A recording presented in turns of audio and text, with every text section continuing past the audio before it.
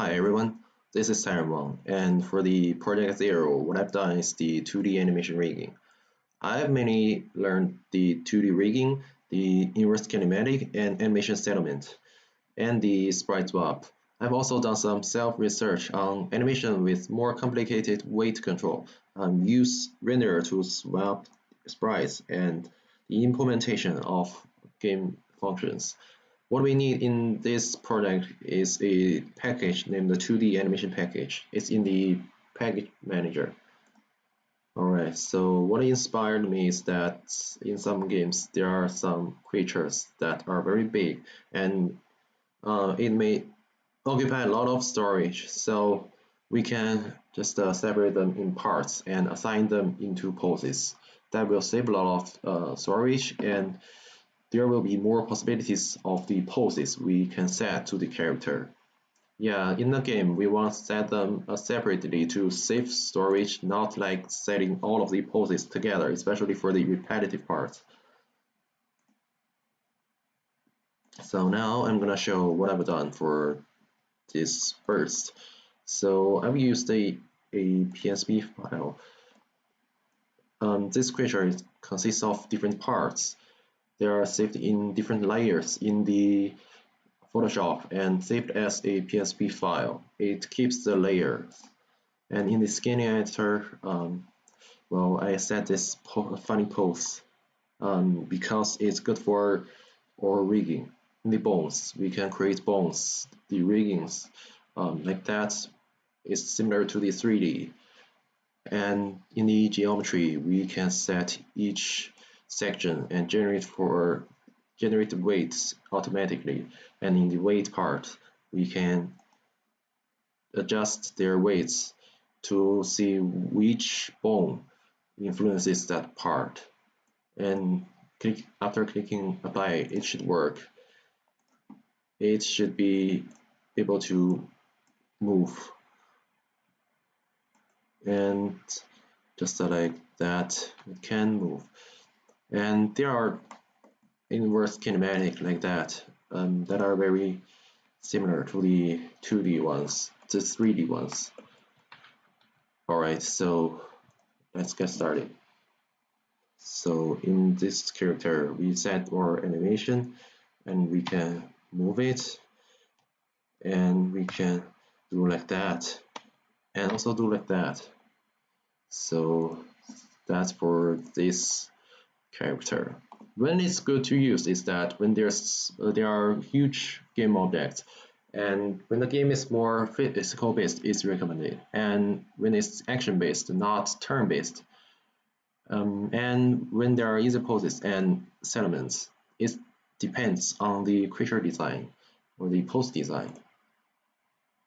And the difficulties are the pose of the PSP file is critical because I want to make it easy to do rigging, and it's critical to find the exact rigging position, or the effect may just derive from the standard version, or we need to consider every frame when setting the animation, because just the change between poses is critical. It may look weird if it immediately transform to another pose.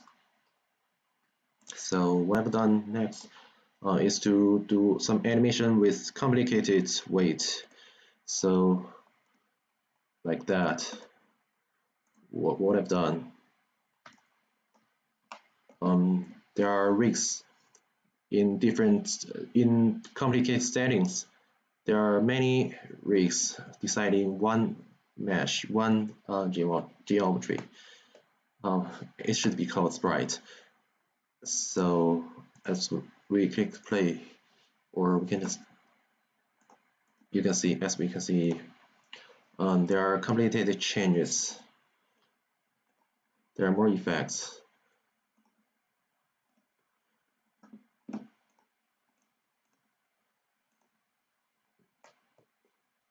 And it includes position change, rotation change, scale change, even the color change.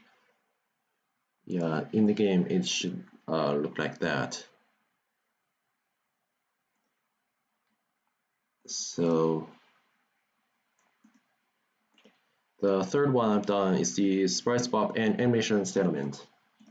Um, in the package includes two sprites that's able to allow us to change the sprites of a certain section.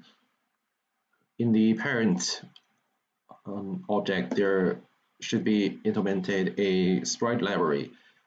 So it stores all of these sprites. We will switch and click create. We can create a sprite library set. It's a scriptable object that store all of sets and labels of these sprites we can change. And in each part we need to change, we can add a sprite resolver to just do the sprite change. So we can easily change by just clicking that. All right. So,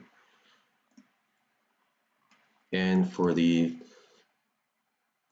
part, the position is the key, but I don't want to use this way. I prefer to use the mesh, the animator. So with the animator, we can also easily set our animation like that. One question is that as is here, let me introduce for the butterfly one. I've set this one as the animation when going down and set that one as an animation, another animation named the butterfly right. So the right version should be like that. And just I set them together in the animator and use script to change them, but it doesn't work. It's like the real effect is very weird. It doesn't work at all. It's like that. So that is my question I haven't resolved. Alright, so the fourth question, fourth one is the implementation with game functions. So it's mainly about the collision detection of the game objects. So like that, the real utilization. So this enemy can attack and it can hurt us. And I can also kill him. So like that. The key is just the collision detection. It should be set on the bone. Yes, on the bone, not on the sprites. And disable it at first and enable it when attacking, and disable again when the attack is done. Another question I think I need to ask is that in the butterfly animation, when I play it, it works, but when I click other thing, like that, it always shows missing. I don't know why it happens, but yeah, that is a question. So further studies includes animations with complicated weight mesh and rigs, and deal with more types of colliders, and install and uninstall parts of the object. So like doing some demolish thing. So that's pretty what I've done for Project Zero. Thank you for listening. And those are tutorials I've used, but they are all Chinese tutorials.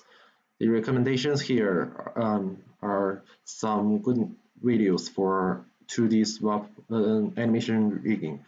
So those are English versions. Thank you.